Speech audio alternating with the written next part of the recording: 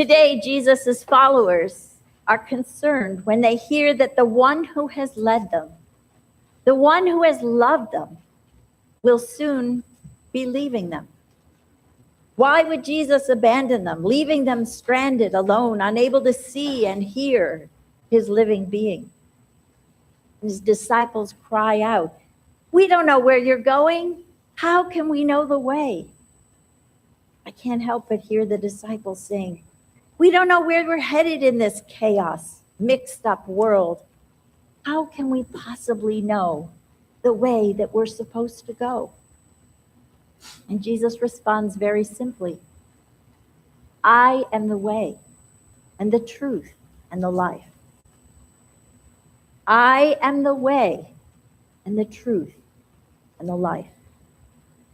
In this passage, Jesus invites us to see his life as the way, as the example of how we might live in the world and share our unique gifts with others. He's generous in his love and mercy for all people, and he speaks with harsh judgment toward those who use religion to burden others. Jesus breaks bread with those in need, and he opposes injustice. In Jesus' words and actions, we see the truth that he invites us to live in every day. This is the way, he says. Listen to my words, feel my love, and watch my action. Jesus calls us today with great tenderness to a simple, trusting faith.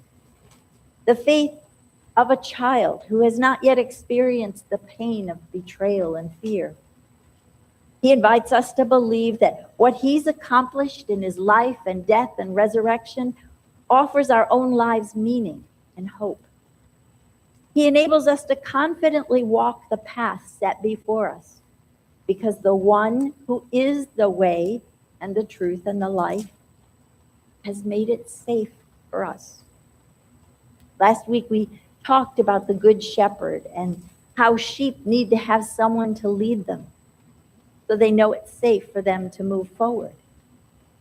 For us, Jesus is that Good Shepherd, our shepherd, leading us onward. Author Anthony DeMello tells a story about a prophet who went to a city to convert the residents. At first, the people lined up to listen to his sermons, but gradually they drifted away, until one day, not a single soul was left to hear him when he spoke. A traveler who was passing through said to him, "Why do you continue preaching to nobody?" And the prophet said, "In the beginning, I had hoped to change these people. I still preach, but now it's to prevent them from changing me." In our confusing world today, sometimes it's hard to know who will change whom.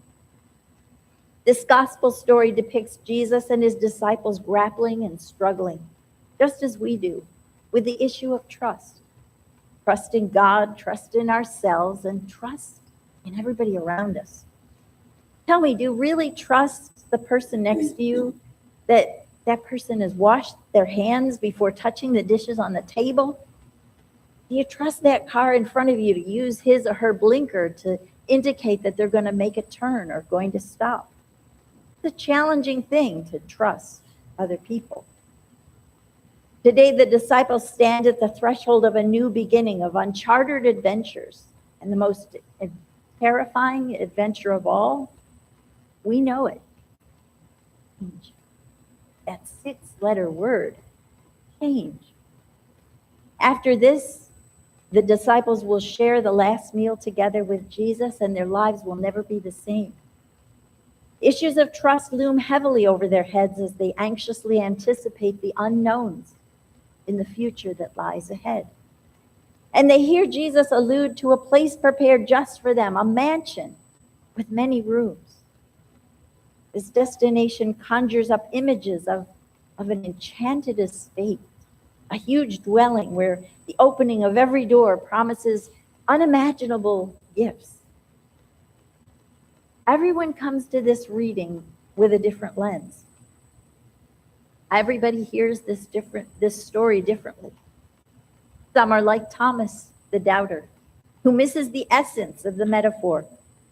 The prepared place is not a place at all, but rather living in a loving communion with the Word made flesh. Jesus is indeed the way, the truth, and the life for us, just as he was for his closest followers.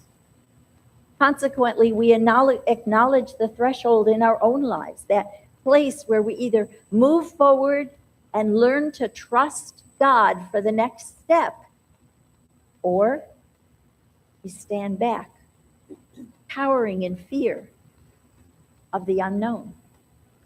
That 6-letter word, change. And it's also fitting here to consider Peter, the first one to recognize Jesus as the Christ, and also the first one to deny him. In the epistle from 1 Peter today, we hear, once you were not a people, but now you are God's people. Once you had not received mercy, but now you have received mercy. This is an incredibly frightening challenge that Jesus offers us, to respond to his invitation by entering in. Now we are God's people. Priest and sociologist Andrew Greeley tells a story about a great leader who decided he had ruled his country for long enough.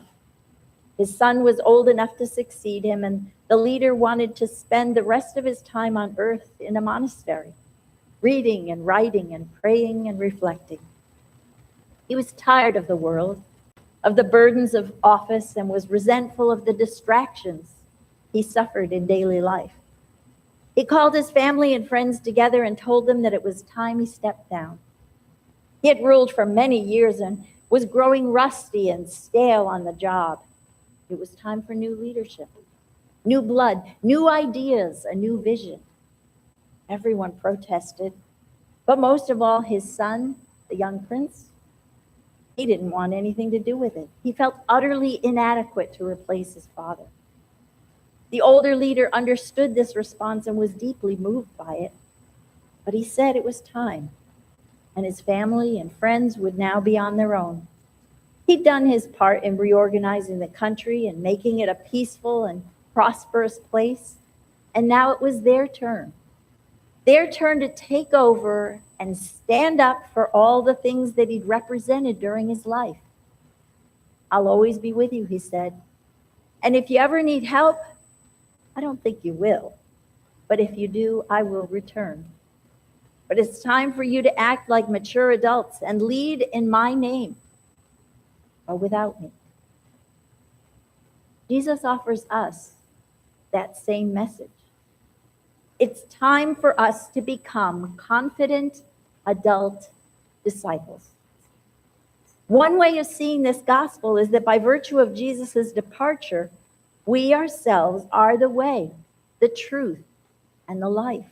Wherever and whenever we're called upon to be his practicing disciples in the world, to be Jesus's hands and Jesus's feet.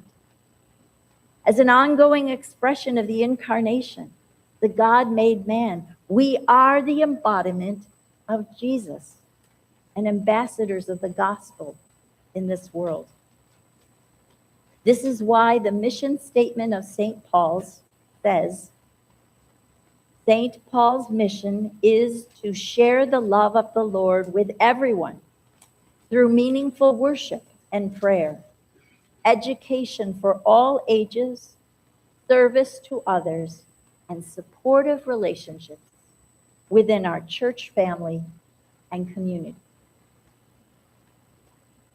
This is an incredible faith community, and I don't want you to ever forget it. It's not in the heated arguments about orthodoxy or in the depths of heavy theological debate that we come to be known as the way, the truth, and the life. Rather, it is in the way that we treat one another through our behavior. In other words, the way of Christ the truth of Christ, the life of Christ, are all conveyed most powerfully in the way we share with those whom God has carefully placed in our lives. Those who join us on our journey. Very simply put, our actions speak louder than our words. And this is the way that I choose to live my life. Now, what about? Thanks be to God.